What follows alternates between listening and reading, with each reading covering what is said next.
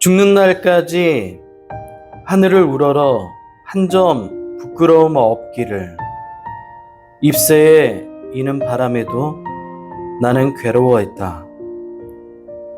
별을 노래하는 마음으로 모든 죽어가는 것을 사랑해야지. 그리고 나한테 주어진 길을 걸어가야겠다.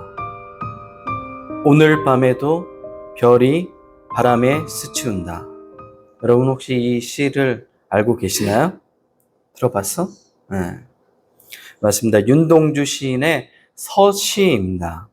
10대 시절 교과서에서 보던 시를 본격적으로 이해하기 시작한 것은 22살이 되던 해입니다.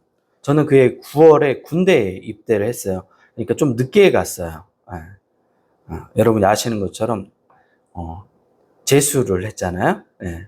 신학대학을 입학금이 없어서 못 가고 1년 등록금을 모으고 그 다음에 해 가서 1학년을 마치고 하다 보니까 나이가 22살이 됐어요. 좀 늦게 간 편이었어요. 왜냐면 보통 1학년 1학기 마치고 군대를, 지금은 2년이 안 되지만 당시에는 2년 2개월을 근무해야 됐었어요.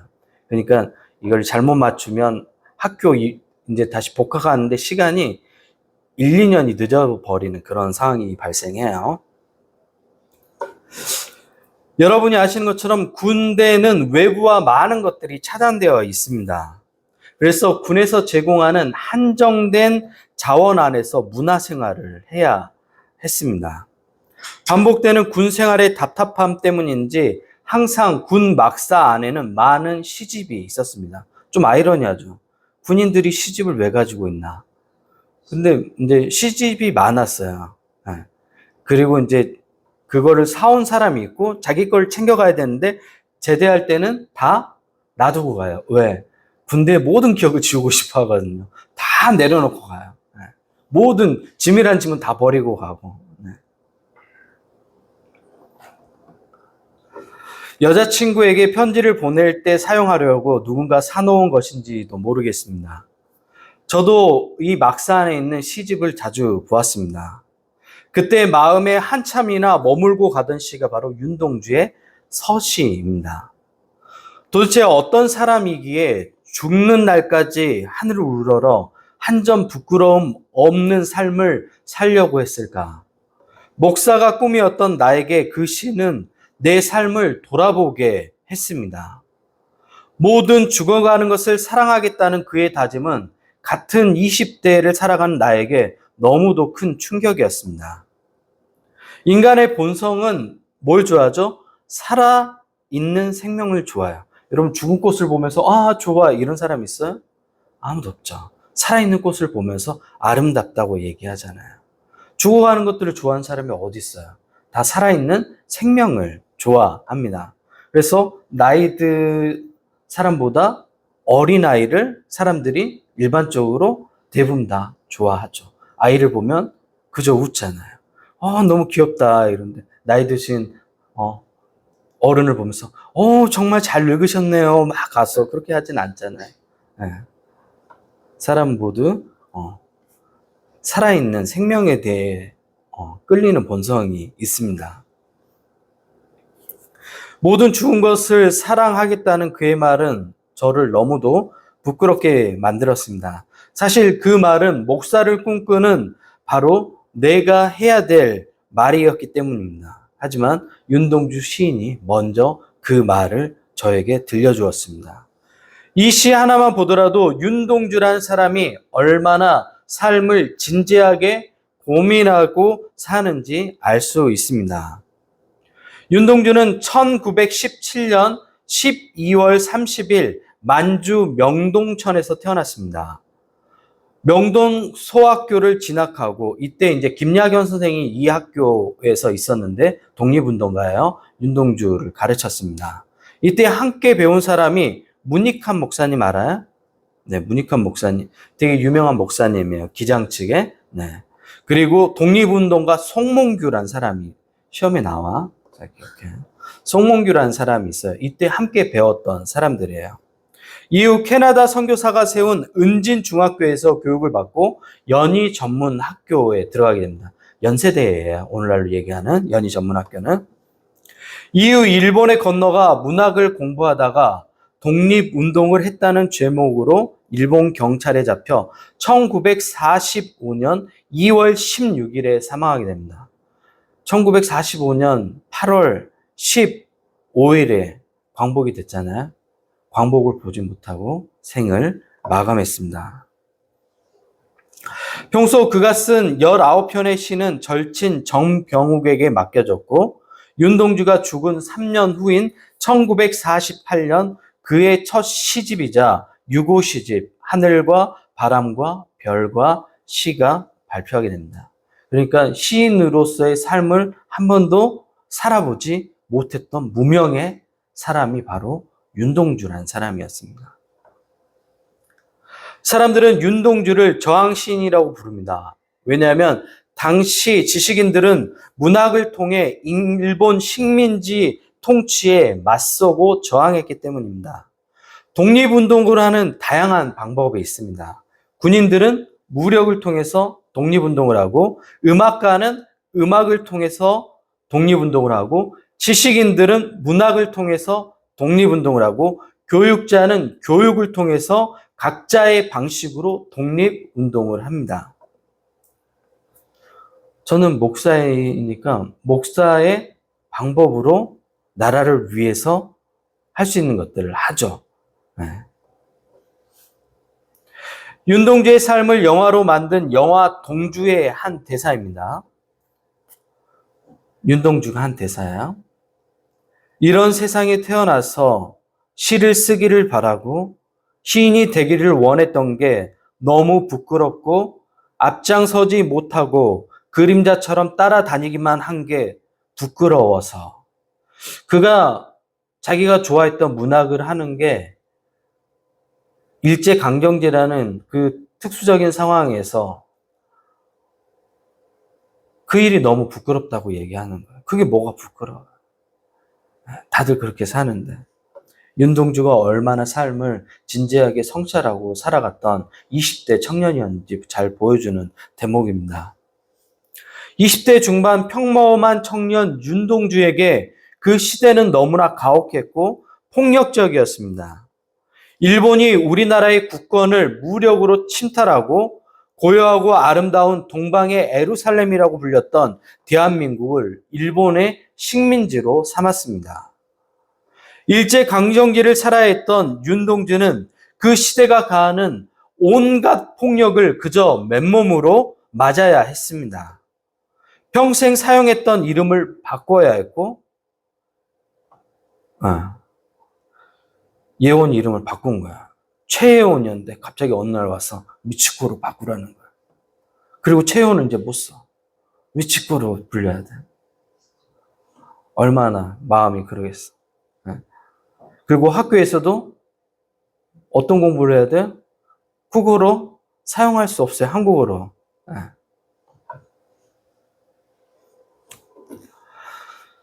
그 시대가 가하는 폭력을 온몸으로 맞은 겁니다. 자유롭게 읽고 쓰던 문학도 사전검열을 받아야 했고, 다른 사람과 이러한 자기가 느낀 감정들을 자유롭게 나누지도 못했습니다.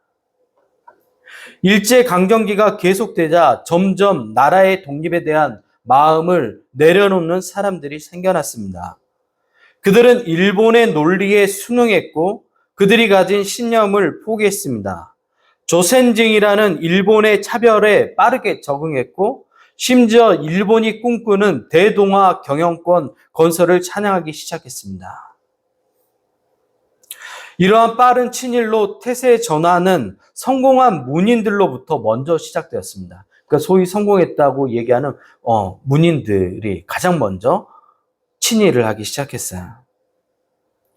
주요하는 하와이의 섬들을 통해 일본과 전쟁하고 있는 상대국 미국을 비난하는 내용의 시를 썼습니다. 시인 노천명은 시 흰 비둘기를 날려라를 발표하면서 진주만 전쟁에서 죽은 일본군의 명복을 빌었습니다. 소설가 당독조는 일본의 특별 공격대, 일명 카미카제라고 얘기하는 자살 특공대가 있어요. 이러한 사람들을 영웅으로 한 소설을 쓰기도 했습니다. 김옥이라는 사람이 있는데 김소월 알아요? 시인? 김소월의 스승이에요. 네. 시인 김소월의 스승 김옥은 친일에 관한 시를 8편이나 썼습니다. 이곳저곳에서 부끄러움을 뒤로하고 일본을 찬양하는 시와 문학을 쏟아냈습니다. 이들 모두 신춘문예에 당선되어 소위 문학계에서 성공한 사람들이었습니다. 시대를 불문하고 부끄러움, 양심 있는 사람들의 몫인 것 같아요. 부끄러움은. 양심이 없는 사람들은 부끄러움을 몰라요. 시를 사랑하고 부끄러움 없는 삶을 살았던 윤동주는 시를 통해 골리앗과 같은 거대한 일본에 저항했습니다. 그래서 우리는 그를 저항시인 윤동주라고 부릅니다. 그의 저항은 그를 죽음으로 몰았고 27세의 젊은 나이에 생을 마감해야 했습니다. 별을 노래하는 마음으로 모든 죽어가는 것을 사랑해야지. 그리고 나한테 주어진 길을 걸어가야겠다고 고백했던 윤동주는 자신에게 주어진 길을 걸어갔습니다. 오늘 우리가 윤동주 시인을 기억하고 기념하는 이유가 바로 여기에 있습니다. 오늘 본문은 윤동주 시인처럼 거대한 권력 앞에서 자신의 신념을 지키고 신앙의 존엄을 지킨 베드로와 요한이 등장합니다. 사내들인 공회는 그들에게 트라우마였어요. 왜? 사내들인 이 공회가 누굴 죽였어요? 예수님을 십자가형에 몰아갔던 거대한 종교 지도자들의 모임이 바로 사내들인이에요. 전에도 얘기했죠. 각 지도자들, 바리새인부터 시작해서 사두개인, 모든 유대 종교 지도자들이 이 사내들인 공의에 들어가 있어요. 70명으로 구성되어 있고 마지막 한 명은 대제사장이 의장이 되는 거야. 우리로 얘기하면 국회 같은 역할을 하는 거야. 그리고 국회가 있고 국회의장이 있잖아요. 그러면 전체가 71명이 되는 거야. 유대의 막강한 종교 권력의 모든 집합체라고 보면 돼요. 그들 앞에 쓴 거예요. 자신의 스승이었던 예수님도 이들의 모함에 십자가형을 당했단 말이에요. 근데 똑같은 상황이 똑같이 펼쳐진 거예요. 사내들인 앞에, 그 구성원들 앞에 베드로와 요한이 서 있는 겁니다, 오늘. 이 거대한 유대 종교 권력자들이 베드로와 요한을 협박합니다. 예수님의 이름으로 말하지도 가르치도 말라. 왜 이렇게 했죠? 예수님의 이름으로 가르치는 그 내용들이 일반 민중들에게 빠르게 퍼져가기 시작했어요. 사람들은 예수님의 이 가르침을 따르기 시작했어요. 그러면서 한편으로 뭐가 느껴져요? 자신이 가진 종교 권력을 뺏길 것 같은 그 두려움이 느껴졌던 거죠. 어제도 보수 기독교가 두 팀으로 나눠가지고 집회를 했죠. 한쪽은 정광훈이라는 목사는 아니에요. 저는 목사로 생각하지 않아요. 한편은 우리나라에서 가장 존엄을 지키고 신사참배를 거부했던 교단이 있어요. 고신 측이에요. 목에 칼이 들어와도 신사참배는 우상 숭배이기 때문에 하지 않겠다라고 했던 데가 바로 고신 측이에요. 교단이에요. 근데 그 고신 측 목회자가 소년보예요. 바로. 굉장히 수치스러운 일이죠. 정반대의 일이 비극이 일어난 거죠. 소년보란 사람은 정광훈이 가진 이 권력을 갖고 싶어하는 또 다른 종교 지도자인 거예요. 이 두 세력이 충돌하고 있는 거예요. 거기에 하나님 나라, 가치, 생명, 존중, 평화 이런 것들은 없어요. 오직 권력을 갖고 싶어하는 노망난 목회자들 뿐인 거예요.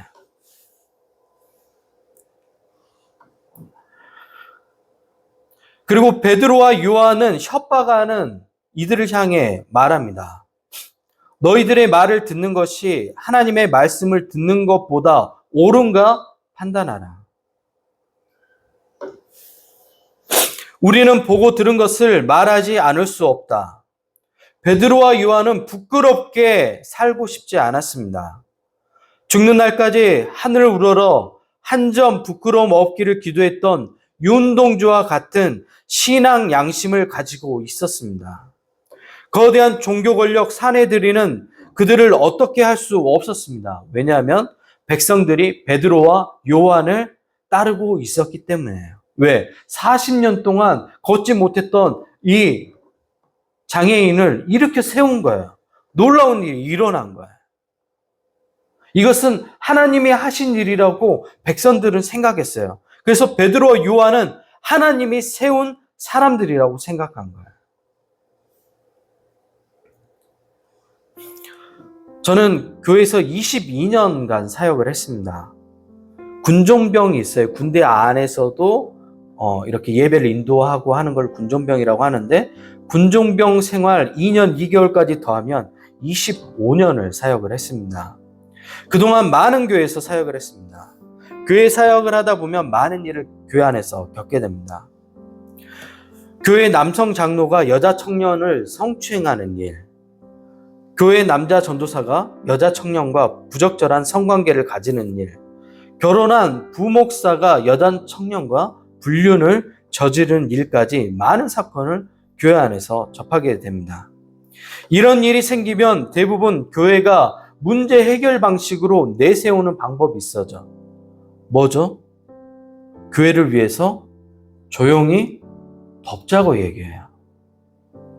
세상에 교회가 하나님의 정의와 하나님의 공의를 실천해야 될 장소인 교회가 뭐라고 얘기하냐면 조용히 덮자고 얘기해요. 그 다음에 뒤에 붙는 단어가 있어요. 교회를 위해서. 그게 교회를 위한 거예요? 정말 교회를 위해져요? 그걸 덮으면? 이러한 과정에서 피해자는 교회를 떠나야 하는 상황이 발생합니다. 이상하죠? 가해를 냈던 사람이 오히려 교회 안에 여전히 남아있고 피해자는 교회를 떠나야 되는 상황이 발생합니다. 이러한 문제 방식이 너무도 젊은 나이에 부끄러워 감히 전도사가 담임 목사에게 이 해결 방법은 옳지 않는 방법이라고 이야기를 하잖아요. 누가 그랬겠어요? 누가 그랬겠어요? 꼴통인 유병철이 그렇게 한 거예요. 정치적인 이해관계 이런 거 아무것도 따지지 않고 그게 하나님 앞에서 옳은가밖에 생각하지 못하는 20대 정치적 감각이 전혀 없는 유병철 전도사가 담임 목사에게 감히 가서 얘기하는 거, 이건 옳지 않는 방법이라고. 그러면 어김없이 돌아온 대답이 있죠? 그만둬. 부끄러움을 모르는 교회, 목회자, 기독교인들이 많습니다. 인간은 본능적으로 권력을 가진 사람에게 의지합니다. 왜냐하면 그게 생존 전략으로 가장 적합하기 때문에 그렇습니다. 합리적인 선택이라고 생각하는 거예요. 하지만 성경은 우리에게 거대 권력을 가진 사람이 아니라 하나님의 말씀을 따라 살라고 요청합니다. 하나님 나라는 거대한 권력을 가진 사람에게 의탁해 이루어지는 나라가 아니에요. 얼마 전 대형교회 목사가 한국을 기독교 국가라 만들겠다고 공언했습니다. 저는 그 생각이 너무 위험해 보입니다. 왜냐하면 그가 기독교 국가로 만드는 과정이 너무도 폭력적이기 때문에 그렇습니다. 그 대형교회 목사가 공개적으로 인종차별과, 요즘에는 왜 이렇게 중국 사람들을 차별하는지 모르겠어요.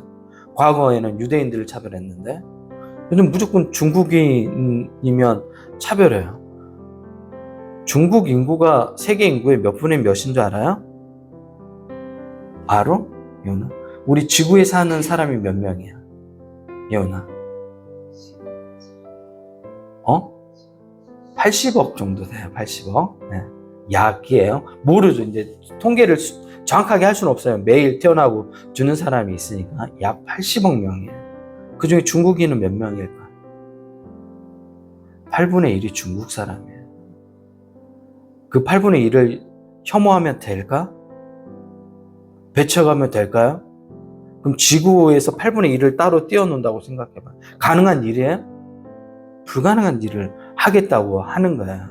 이 무지함. 그리고 성차별을 서슴없이 이야기합니다. 그렇게 말하는 목회자가 기독교 국가로 만들겠다고 하니 그가 기독교 국가로 만드는 과정은 어떻겠어요? 폭력적이고 심해 의탁한 나라를 만들려고 하는 겁니다. 이러한 발상은 하나님 나라를 전혀 이해하지 못한 무지에서 오는 겁니다.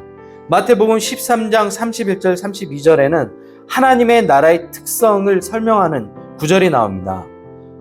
천국은 마치 사람이 자기 밭에 갖다 심은 겨자씨 한 알 같으니, 천국이 겨자씨 한 알 같대요. 이 모든 씨보다 작은 것이로되 자란 후에는 풀보다 커서 나무가 되며 공중의 새들이 와서 그 가지에 깃들이니라. 겨자 나무는 관목 형태로 자라요. 옆에 있는 것과 서로 의지하면서 자라요. 옆에 있는 나무와 함께 의지하면서 성장하는 나무가 바로 겨자 나무예요.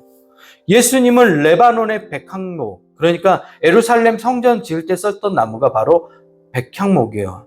굉장히 크게 자라는 나무예요. 하늘로 쭉 직선으로 뻗어서 이렇게 손으로 해서 하면 두세 사람이 잡아야 될 만큼 거대하게 자란 나무가 레바논의 백향목이라고. 근데 예수님은 그 레바논의 백향목을 하나님 나라의 나무로 쓰지 않았어요. 겨자나무를 든 거예요, 얘를. 옆에 있는 나무와 함께 서로 의지해서 자라는 겨자나무를 하나님 나라의 예로 든 거예요. 하나님 나라는 이처럼 서로 의지하고 서로 기대면서 세워져 가는 나라가 하나님 나라인 거예요. 힘을 가진 어떤 특별한 한 나무에 의해서 만들어진 나라가 아니라는 겁니다.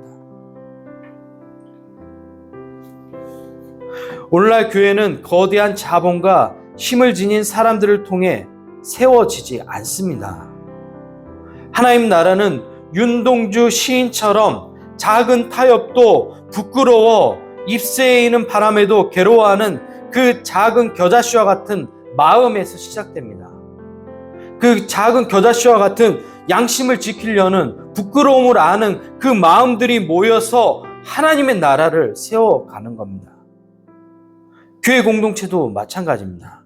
하나님 앞에서 살려고 이해되지 않는 현실을 붙들고 힘겹게 싸워나가는 그 작은 마음들을 통해 교회가 세워지는 것입니다. 저는 우리 누에분교회가 이러한 공동체가 되었으면 좋겠습니다. 그래서 어떤 특별한 한 사람을 관심 갖지 않아요. 네. 하나님 나라는 그렇게 세워져 가는 겁니다. 여러분 모두 그런 하나님 나라를 꿈꿨으면 좋겠습니다. 같이 기도할까요?